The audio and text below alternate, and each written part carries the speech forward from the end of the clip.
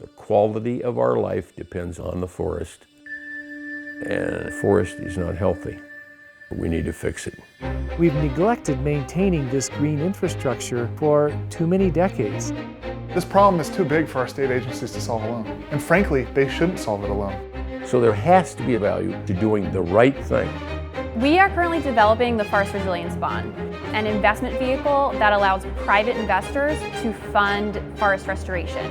Success for us is essentially healthy forests and providing a return to our investors.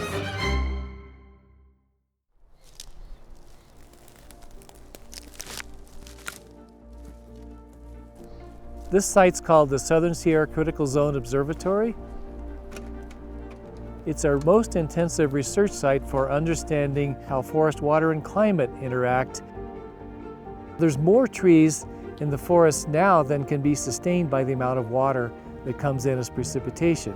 So thinning the forest to a sustainable density is really a goal that we need to strive for. A dense forest is more likely to have a high-intensity fire, meaning it burns the whole forest. The importance of restoring the forest is to reduce the risk of wildfire. The side benefit is that that enhances the amount of water that runs off into electric utilities, water utilities.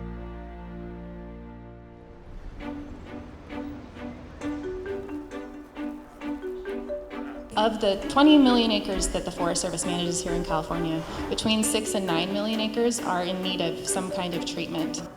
We've had a longer fire season. It's cost more and more to fight these really extreme fires. So fire suppression used to be 16% of our budget, and last year it surpassed half of our budget.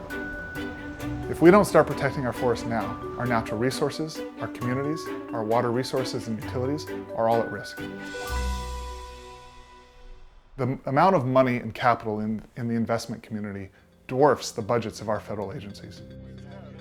So if we can figure out a way to tap into that private investment money, we can have a huge, meaningful impact in the protection of our natural resources. So our job at Blue Forest is to create that investment vehicle. The benefits of forest restoration are actually pretty well understood and proven. What the Forest Resilience Bond does is create a new way to fund this restoration work. Investors earn a return based on the impacts of forest restoration, and beneficiaries such as the Forest Service, utilities, and even potentially state governments will repay investors over time. For instance, after completing a restoration project, there may be more water available for the utility, and the utility is going to make a payment based on some part of what that's worth to them. So learning how to speak to the Forest Service, speak to the utilities, work with academics and policymakers, and that's the innovative contracting scheme that's going to allow the Forest Resilience Bond to address some of these issues. This is a tall order, and to have a few MBAs show up in your office and talk about having a new approach to forest restoration, it could sound a bit crazy. But not only does this offer positive social and environmental impacts, we're also designing this to offer a market rate return.